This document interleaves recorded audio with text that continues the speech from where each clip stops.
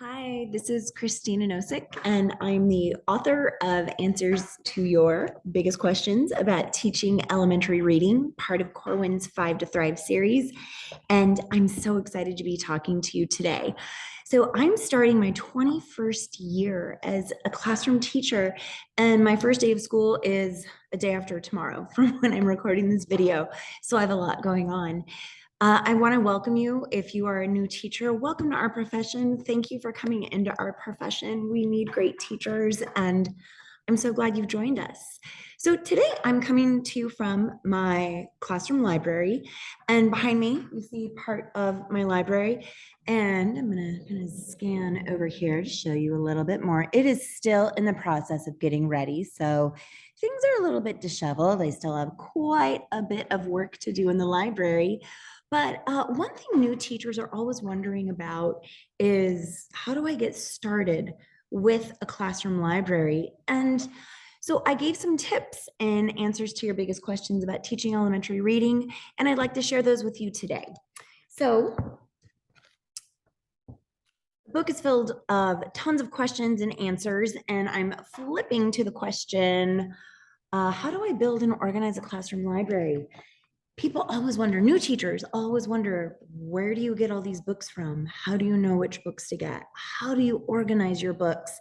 Well, my book is full of lots of different information about what you can do with your library. But today I'd like to give you 5 tips that will help you just to kind of get you started thinking. So tip 1, so as a starting point, consider the students you teach. So first things first, who are the students in your classroom? What are their identities? What are their interests? What do they feel about reading? That's really important to get you started. Now, that's something you really probably can't prepare for before school starts, but once school gets going and you get to know your students, that's actually the most important thing with upkeep to a classroom library. It's, who are your students? What are their interests? What are their identities? And does your classroom library reflect that? Okay. Tip number 2, keep on top of what is current in children's literature. And actually, I often get asked too, well, how do I keep current on what, or how do I keep on top of what is current in children's literature?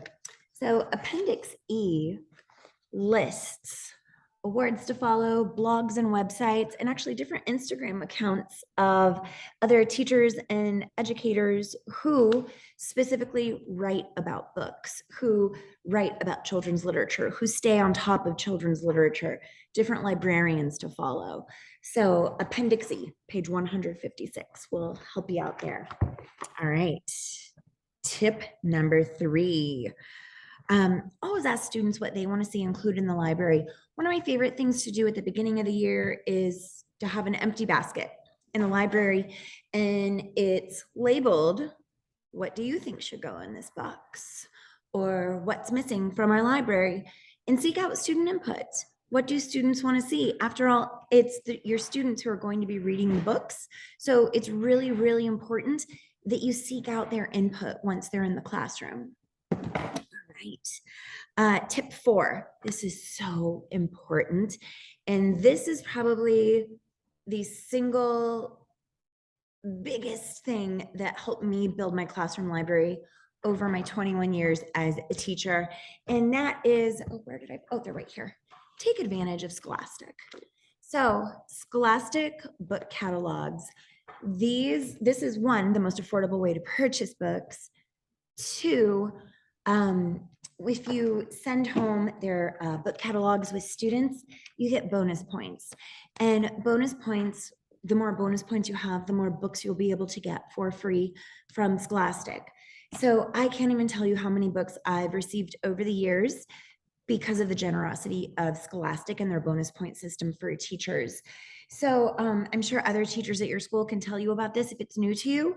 And if it is new to you, ask them, hey, can I look at your catalogs? Where can I sign up? So you can actually sign up at scholastic.com. It's not too hard to find, but browse through the Scholastic catalogs. They have tons of different catalogs that they will send you once you sign up. And when students get the Scholastic, and you know what, you probably saw this as a kid too, I suspect. So the Scholastic book catalogs, yeah, they love browsing through these when I send them home. So this is one way to really build up your classroom library. And I can't stress the importance of this enough. Take advantage. All right. Tip number 5, and this is probably the second most important thing. Maybe it's tied for first most important with number 4, but seek out help. Okay. You're not doing this alone. It might feel like that at times, but you're not going to get support for your classroom library unless you ask. Okay.